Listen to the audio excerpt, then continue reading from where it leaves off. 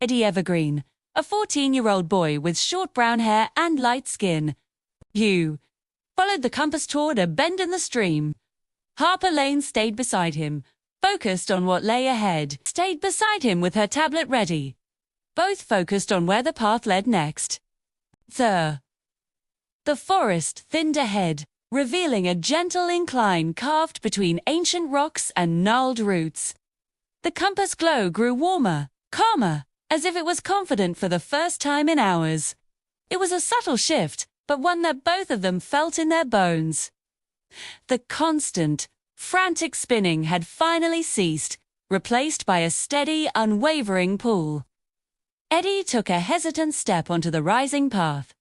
The ground felt firm beneath his feet, not like the soft, uncertain earth they'd been trekking over all day. It was almost as if the path itself was welcoming them.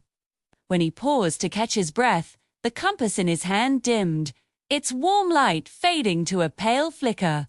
Confused, he took another step forward. Two, and instantly, the light surged back, brighter than before. Harper, ever observant, noticed the pattern immediately. He tapped a few notes onto her tablet, her brow furrowed in concentration. "Eddie, look," she said, her voice a hushed whisper. "It only responds when we move. Not just you or me. It's when we move together." They tested her theory, Chatuka states, and nothing happened. He took a step, same result. But when they matched their pace, stepping in unison, the compass glowed with a reassuring intensity. The incline ahead seemed to respond to their synchronized movement. It adjusted subtly, almost magically, clearing small obstacles from their way. Loose stones settled into place, and thorny branches seemed to retreat just enough for them to pass, without a scratch. When they hesitated, even for a moment, the path would narrow slightly, as if urging them onward. It was an active participant in their journey, a living, breathing part of the forest. Beams of light filtered through the canopy above, in steady rhythmic bands, illuminating their way like spotlights on a stage. It felt less like a discovery and more like an invitation. Halfway up the incline, Eddie couldn't resist glancing back. The stream that had been their companion for so long was gone, completely hidden by the sharp bend in the landscape and the steepness of their climb. The forest below felt distant, quieter, as if it belonged to another world entirely. The familiar sounds of chirping birds and rustling leaves were muted, replaced by the soft crunch of their footsteps on the firm ground and the steady rhythm of their breathing. A sense of isolation began to creep in, but it wasn't frightening. It was peaceful, a bubble of serene focus surrounding just the two of them and the path ahead. The world they had left behind was fading, and a new one was slowly revealing itself with every step they took together. At the crest of the hill, the compass finally settled completely. There was no spin, no flicker, no hint of uncertainty.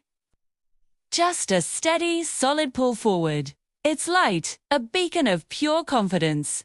Ahead of them, the path split briefly around a massive moss-covered boulder, then rejoined into a single, clear trail. Carved into the surface of the boulder were symbols.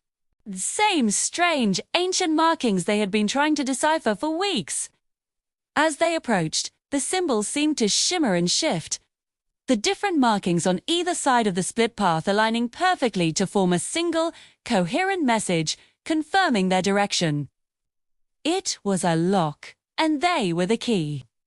Harper, her eyes wide behind her large round glasses, frantically recorded the new data, her fingers flying across the screen of her tablet. This path. It wasn't hidden, she breathed, looking from her device to the trail ahead. It was waiting. For us. Her words hung in the still air, heavy with meaning. This entire journey, the frantic searching, the dead ends, the moments of doubt had all been a test. Eddie stepped forward, a newfound determination in his stride. In response, the forest seemed to open its way for him. The dense canopy parted, revealing a glimpse of what lay beyond the rise. The journey hadn't ended here at the top of the hill. It had just changed. Too, the real adventure was only just beginning. As they stood on the precipice, a gentle breeze rustled the leaves, whispering secrets of the path yet to be walked.